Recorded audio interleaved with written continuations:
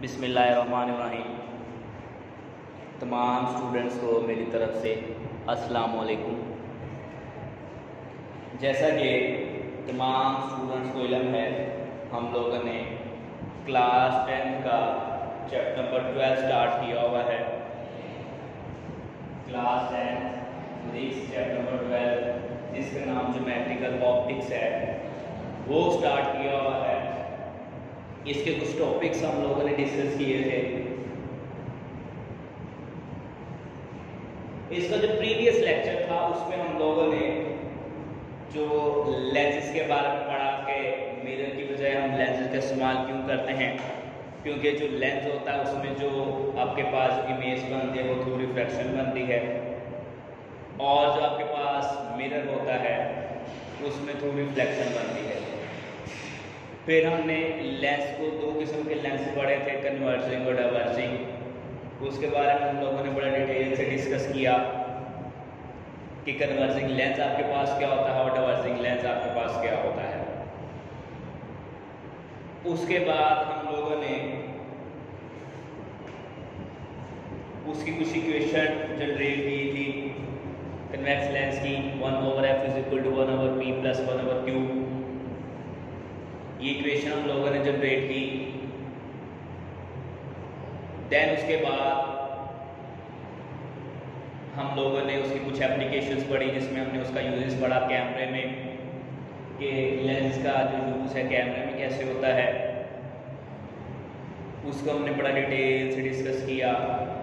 फिर हम लोगों ने स्लाइड प्रोजेक्टर उसके बारे में बड़ा डिटेल से डिस्कस किया, और उसके बाद हमारे पास फोटोग्राफर लार्जर था जिसको हमने डायग्राम के थ्रू भी बड़ी डिटेल के साथ डिस्कस किया। आज का हमारा जो टॉपिक है वो हमारे पास है सिंपल माइक्रोस्कोप, क्योंकि ये बेसिक चेन की तरह एक कंसेप्ट चलता आ रहा है पीछे से। जब ये चैप्टर स्टार्ट किया था तो मैंने आपको स्टार्टिंग में बताया था इसमें हम जो ज्योमेट्रिकल ऑप्टिक्स है इसमें हम जस्ट दो चीज़ों के बारे में पढ़ेंगे, या लेंस के बारे में या मिरर के बारे में। और लेंस का बेसिकली काम ये होता है कि ये जो टिनी ऑब्जेक्ट्स होते हैं, यानी छोटे छोटे जो ऑब्जेक्ट्स हैं जो हमें अपनी आँख से नज़र नहीं आते, उनको देखने के लिए, उनको बड़ा करके देखने के लिए हम जो लेंस का इस्तेमाल करते हैं। अब लेंसेज डिफरेंट किस्म के हैं, किन किन में कौन सा जो लेंस है वो इस्तेमाल होता है उसके बारे में आज डिस्कस करेंगे। इनको यूज़ करने का मकसद क्या होता है, किस लिए इसको इस्तेमाल किया जाता है वो पढ़ेंगे।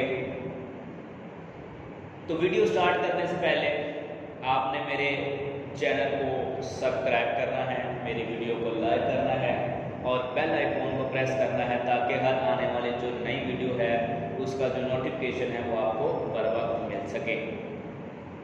तो चले स्टूडेंट्स, आज हम अपने टॉपिक की तरफ चलते हैं। आज हमारे पास जो हमारा पहला टॉपिक है हमारे पास है सिंपल माइक्रोस्कोप। आज हम लोग जिसको डिस्कस करेंगे वो हमारे पास है सिंपल माइक्रोस्कोप।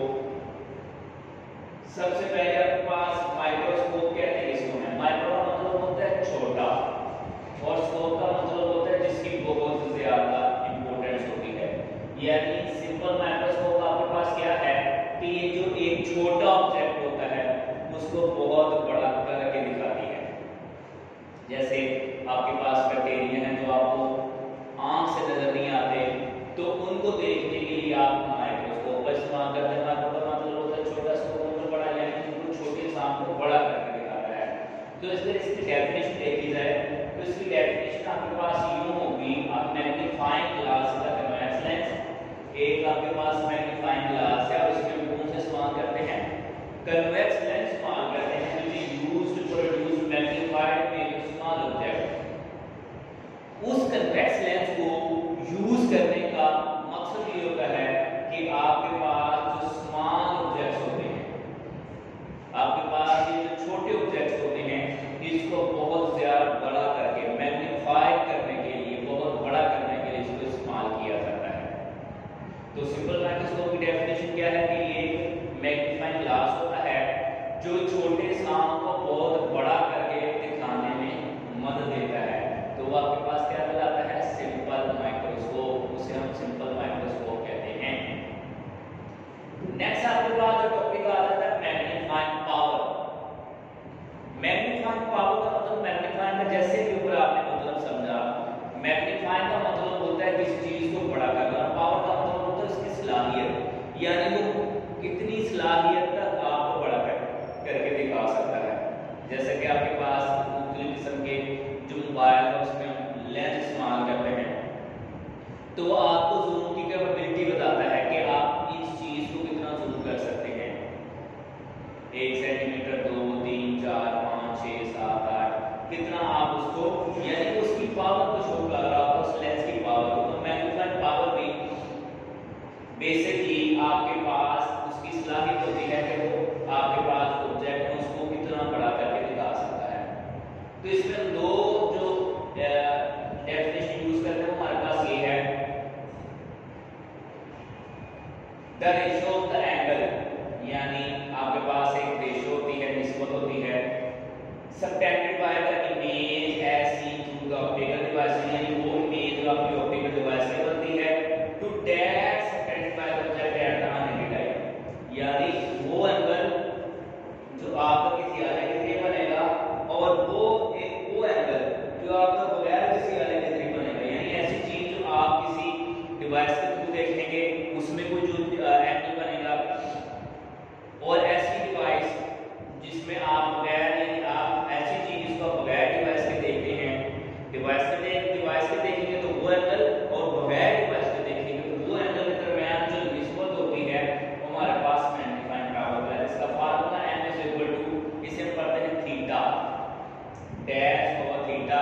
ये थीटा डैश आपके पास क्या है, ये वो एंगल है जो किसी डिवाइस के थ्रू बनेगा, मींस किसी से कॉम्पैक्ट माइक्रोस्कोप या सिंपल माइक्रोस्कोप के थ्रू बनेगा, और ये थीटा वो है जो हम सिंपल अपनी आंख से देखेंगे।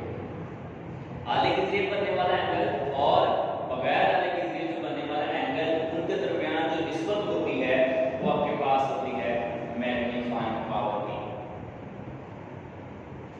नेक्स्ट आपके पास जो टॉपिक है जो पेपर्स के पॉइंट ऑफ व्यू के वाले से बहुत ज्यादा इंपॉर्टेंट है, वो आपके पास है रेजोल्यूटिंग पावर, डिसॉल्विंग पावर या रेजोल्यूटिंग पावर। ये आपके पास क्या है, इसका मतलब ये होता है तहलील कर देना। तहलील कर देना मींस आपके पास मुख्तलिफ किस्म के ऑब्जेक्ट्स हैं, उसको आप अलग-अलग करके देख सकते हैं, वो आपके पास रेजोल्यूटिंग पावर है। जैसे रेजोल्यूशन ऑफ पाकिस्तान दी गई थी, रेजोल्यूशन पाकिस्तान देने का मकसद क्या था कि दोनों कौमों को रेजोल्यूट किया जाए, अलग-अलग किया जाए। तो वहीं से वर्ड जनरेट हुआ रेजोल्यूटिंग पावर का कि आप क्या कर सकते हैं, दो चीजों के दरमियान आप फर्क कर सकते हैं। The ability to distinguish between two closely placed object is called resolving power, यानी वो सलाहियत जिसमें हम क्या कर सकते हैं, दो इल्जाम है और दो इल्जाम के दरमियान फर्क कर सकते हैं कि ये इल्जाम कौन सा है, ये इल्जाम कौन सा है। तो वो जो आपके पास डिफरेंट करने वाला जो डिवाइस जिसके थ्रू आप करेंगे वो आपके पास कहलाती है रेजोल्यूटिंग पावर। इसके कुछ यूजेस भी होते हैं, ऑब्वियसली जैसे मैंने आपको बताया कि दो पॉइंट के दरमियान या दो जो ऑब्जेक्ट्स हैं उनके दरमियान फर्क करती है। इस वजह से रेजोल्यूटिंग पावर को हम जो यूजेस इसका है उसको छोटे ऑब्जेक्ट्स जो होते हैं, बहुत छोटे ऑब्जेक्ट्स जो आपको आंख से नजर नहीं आ सकते, उनको देखने के लिए इस्तेमाल किया जाता है। या आपके पास जो बैक्टीरिया वगैरह होते हैं उनको देखने के लिए आप रेजोल्यूटिंग पावर का इस्तेमाल करते हैं। नेक्स्ट जो आपके पास मोस्ट इंपोर्टेंट टॉपिक है जो पेपर के पॉइंट ऑफ व्यू के हवाले से भी बहुत ज्यादा इंपॉर्टेंट है, लॉन्ग क्वेश्चन के हवाले से भी बहुत ज्यादा इंपॉर्टेंट है, वो आपके पास है कंपाउंड माइक्रोस्कोप। कंपाउंड माइक्रोस्कोप है जैसा कि आपके सामने इसकी फिगर आ रही है। कंपाउंड माइक्रोस्कोप में हम दो जो है वो लेंसेज का इस्तेमाल करते हैं, और दो लेंस को इस्तेमाल करना बेसिकली मकसद क्या होता है, जैसे कि आपके सामने डायग्राम है, फिगर आई है, इसमें देखते हैं कंपाउंड माइक्रोस्कोप। तो आपके पास इसकी एक शेप आई है जिसमें सबसे पहले आपके पास जो आई पीस है, आई पीस के बाद अगर उसकी शेप देखें तो आपके पास बॉडी ट्यूब आ जाती है, और बॉडी ट्यूब के बाद आपके पास नीचे ऑब्जेक्टिव डक्ट है, उसके बाद ऑब्जेक्टिव स्टेज है, और उसके बाद कंडेंसर लैंप है जो उसको रोशन करता है, फिर उसकी बेस है, बुनियाद है जिस जगह पे वो खड़ी होती है। इसी तरह से इसके जो मुख्तलिफ हिस्से हैं उसमें कोर्स है, फोकसिंग नॉब है, फाइन फोकसिंग नॉब है, उसका आर्म है, स्लाइड भी स्पेसिमेन। अब कंपाउंड माइक्रोस्कोप क्या है? कंपाउंड माइक्रोस्कोप दो कन्वर्जिंग लेंस पर मुश्तमिल होती है। एक को हम ऑब्जेक्टिव कहते हैं, दूसरे को आईपीस कहते हैं। जैसे आपने फिगर में भी देखा, सबसे पहले आपके पास आईपीस है और उसके बाद ऑब्जेक्टिव स्टेज उसकी आ जाती है। और किस लिए इस्तेमाल होता है? And it is used to investigate structure of small objects. जैसे मैंने आपको बताया वीडियो स्टार्ट करने से पहले ही कि इनका बेसिकली मकसद हमारे पास ये होगा कि हम इनको जो छोटे साम है उनको बहुत बड़ा करके दिखा सकें। तो कंपाउंड माइक्रोस्कोप भी बेसिकली आपके पास यही काम करती है कि ये आपके पास जो छोटे साम को उनको बहुत बड़ा करके दिखाती है। अगर मजीद इसका चला जाए तो इसके कुछ आपके पास फीचर्स भी होते हैं कंपाउंड माइक्रोस्कोप के। वो कंपाउंड माइक्रोस्कोप के फीचर्स कुछ यूं हैं आपके पास। It gives greater magnifying than a single lens. ये सिंगल लेंस की निस्बत आपको बहुत ज़्यादा मैग्नीफाइंग देती है। यानी एक तरफ आप, क्योंकि इसमें डबल लेंस इस्तेमाल होता है तो इस वजह से एक हम उसको बड़ा और दूसरा उसको उससे भी बड़ा करके दिखाता है। तो डबल लेंस यूज करने का मकसद ये है कि आपको ये सिंगल लेंस से ज़्यादा मैग्नीफाइंग ऑब्जेक्ट जो है वो फराहम करता है। दूसरा इसका एडवांटेज ये होता है कि इसकी जो फोकल लेंथ होती है वो बहुत ही कम होती है। यानी इसकी जो फोकल लेंथ होती है वो 1 सेंटीमीटर से भी कम होती है। तीसरा जो इसका एडवांटेज है वो हमारे पास कुछ यूँ होता है, the eye piece has larger focal length. यानी जो आई पीस है जिसके जरिए आप देखते हैं उसकी फोकल लेंथ तो बहुत ज़्यादा होती है। वो फोकल लेंथ आपके पास चंद सेंटीमीटर तक भी हो सकती है, यानी बहुत ज़्यादा वो आपके पास उसकी फोकल लेंथ होती है। इसी तरह से अगर हम कंपाउंड माइक्रोस्कोप में देखा जाए, इसकी मैग्नीफिकेशन देखी जाए तो आपके पास एक डायग्राम जो है वो फिर से जाहिर हो रही है। अब इसमें भी मुख्तलिफ किस्म के ऑब्जेक्ट है। सबसे पहले आई पीस है, आई है, उसके बाद आई पीस आपने रखा हुआ है, ऑब्जेक्ट रखा हुआ है, इसके डिफरेंट नाम रखे हुए हैं। अब इसमें क्या होता है? इसमें कहता है ऑब्जेक्टिव, यानी जो आपके पास ऑब्जेक्ट जो आप काम कर रहा है, form a small image I1 inside the focal point of eye piece. Eye piece के अंदर एक छोटी सी इमेज बनाता है जिसे हम I1 कहते हैं, जिसको ऊपर क्या से रिप्रेजेंट किया हुआ है। वो अंदर की तरफ वो आपके पास एक इमेज बनाता I1। This image act as an object for the eye piece and the final larger image. वो आपके पास एक ऑब्जेक्ट का काम करती है और ऑब्जेक्ट का काम करने के बाद वो आपके पास एक बहुत बड़ी इमेज बनाता है I2 इज फॉर्म आउटसाइड, जो बाहर की तरफ बनते हैं जिसे हम I2 कहते हैं। अगर इसका हम देखा जाए तो हमारे पास इसके कुछ जो मैग्नीफाइंग है उसका फार्मूला हमने जो देख लिया, m = L divided by f0 1 + d over fe। ये हमारे पास उसकी मैग्नीफिकेशन करने का फार्मूला होता है। यही नहीं, कंपाउंड माइक्रोस्कोप का पढ़ेंगे नेक्स्ट यूजेस कि कंपाउंड माइक्रोस्कोप किन किन चीज़ों में इसका इस्तेमाल होता है।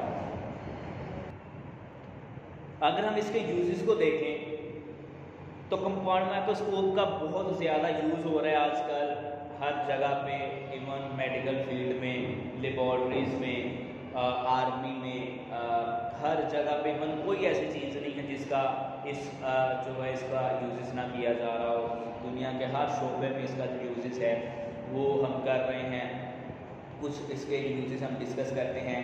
Compound microscope is used to study bacteria and other micro object. ये जो हमारे पास कंपाउंड माइक्रोस्कोप है जो बैक्टीरिया और दूसरे जो छोटे जरासीम हैं उनके मुताले के लिए इस्तेमाल होती है। उसके बाद it is also used for such several field of science like. ये साइंस के बहुत ज़्यादा साइंस के शोबों में इस्तेमाल हो रही हैं रिसर्च के लिए। अब कौन कौन से शोबे हैं जिसमें माइक्रोबायोलॉजी है, बॉटनी है, जियोलॉजी है, जेनेटिक्स है। ये बहुत से ऐसे शोबे हैं जिसमें कंपाउंड माइक्रोस्कोप का यूज हो रहा है। यानी कंपाउंड माइक्रोस्कोप ज़िंदगी के कोई ऐसा शोबा नहीं जिसको अहाता नहीं किया हुआ। यानी ज़िंदगी के हर शोबे में इसका इस्तेमाल जो है वो जारी सारी है। ज़िंदगी के हर शोबे में ये यूज़ हो रही है। अगर हम नेक्स्ट चलें तो नेक्स्ट आपके पास आ जाएगा टॉपिक टेलीस्कोप का। टेलीस्कोप क्या है? जैसे हमने कंपाउंड माइक्रोस्कोप पढ़ा, टेलीस्कोप का थोड़ा सा डिफरेंस उसे है। Telescope is used to observe distinct object, जो आपके पास डिस्टिंक्ट ऑब्जेक्ट होते हैं, यानी ऐसे ऑब्जेक्ट जो बहुत दूर दराज हैं। जैसे अगर आप जमीन पे खड़े हो तो जमीन से दूर आपको क्या चीज नजर आती है? चांद, सितारे, दूसरे जो हमारे पास इंसान है, जिसमें हमारे पास दूसरे सियारे आ जाते हैं।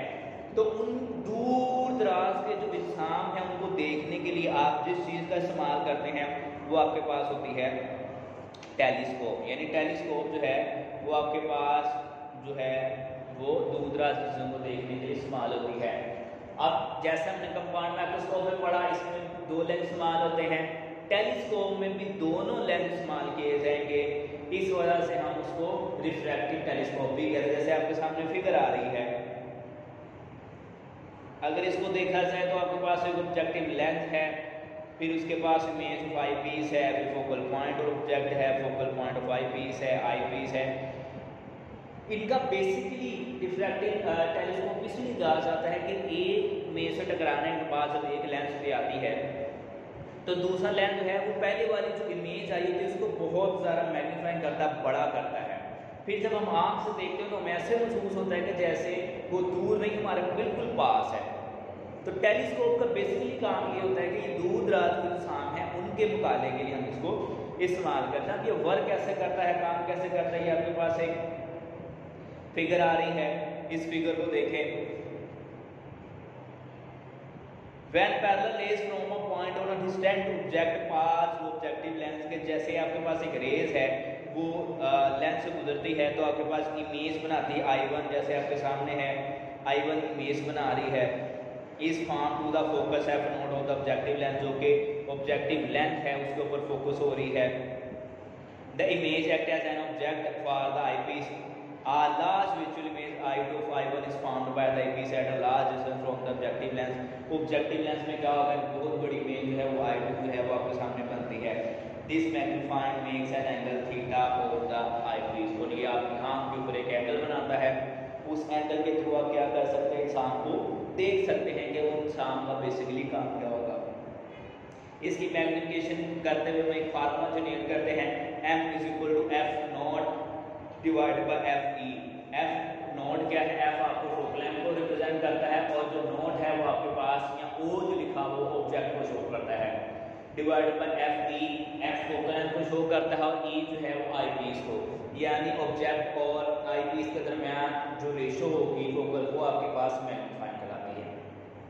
ये तो स्टूडेंट्स ये आपके पास हमने कुछ लेंस के यूजेस पढ़े, जिसमें हमने सिंपल माइक्रोस्कोप को पढ़ा कि छोटे साउंड को बड़ा करके दिखाती है। मैग्नीफाइंग मतलब उसकी सलाहियत होती है कि जिसमें हम दो इंसान के दरमियान यानी जो एंगल बनता है, यानी आले के जरिए जो एंगल बनेगा और बगैर आले के जरिए जो एंगल बनेगा इनके दरमियान जो निस्बत होती है वो आपके पास मैग्नीफाइंग पावर होती है। ग्रेजुअली पावर मीन्स उसको हल करने की सलाहियत है, मीन्स वो एक इंसान को दो इंसान के दरमियान कितना फ़र्क कर सकती है। फिर हमने कंपाउंड माइक्रोस्कोप को यूज़ को बड़ा के छोटे इंसान को बड़ा करने के लिए इस्तेमाल होती है।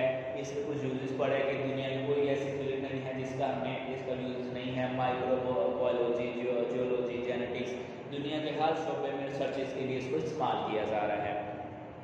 फिर जो हमने लास्ट टॉपिक डिस्कस किया वो हमारे पास टेलीस्कोप है।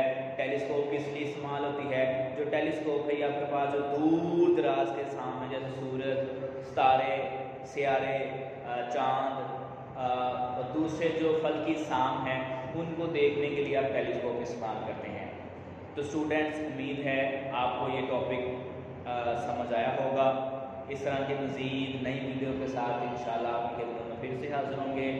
तब तक आपने अपना बहुत ज़्यादा ख्याल रखना है, अपनी स्टडी को फोकस करना है, हमें भी दुआ में याद रखना है। तब तक के लिए अल्लाह ने के बाद।